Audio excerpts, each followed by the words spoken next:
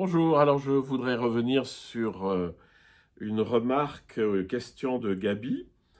Donc c'était à propos de la vidéo sur l'ego et la spiritualité, sur l'ego qui rétrécit le champ de conscience et l'éveil qui l'ouvre, hein.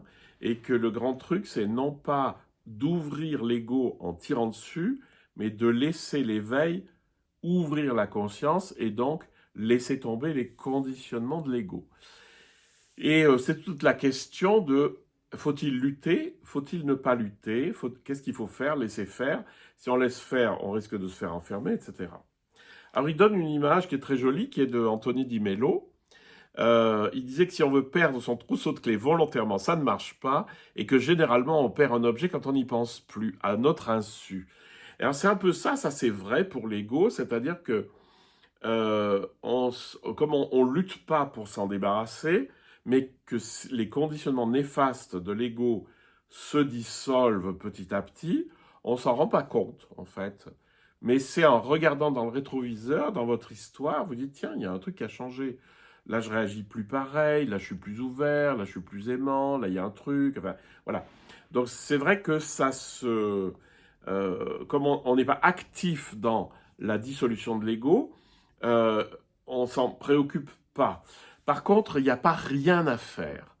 C'est-à-dire que l'idée, c'est toujours de laisser l'éveil s'ouvrir. L'éveil, c'est ma conscience en moi-même, c'est la conscience infinie qui m'habite et qui ne demande qu'à se révéler, hein. Et là, pour ça, il faut juste décrisper. C'est de l'ordre de la décrispation de l'ego pour que ça se fasse, hein. Alors, Gabi utilise un mot qui est un peu ambigu, c'est est-ce que c'est la grâce? C'est-à-dire, on a l'impression, quand on utilise ce mot, la grâce, c'est un cadeau de Dieu arbitraire. Et là, on n'est pas du tout dans la spiritualité parce que on observe certes des distinctions entre les personnes, entre la manière dont elles vivent leur spiritualité, etc., etc., mais je ne viserai pas l'arbitraire. La libération de l'ego, elle est à la mesure de notre attachement à celui-ci et de notre incapacité à le lâcher. Donc en fait, vous pouvez avoir un chemin extrêmement douloureux où ça se fait vraiment dans la souffrance, cette espèce de lâcher, parce que vous êtes dans le tenir et si on vous force à lâcher, ça va faire mal, hein. Donc je n'utiliserai pas le mot grâce parce qu'on a l'impression de quelque chose. Ah, j'ai perdu mon ego. Euh, alors c'est vrai que c'est l'impression qu'on en a parce que quand on est dans le large, finalement l'ego, enfin tous les conditionnements négatifs se dissolvent.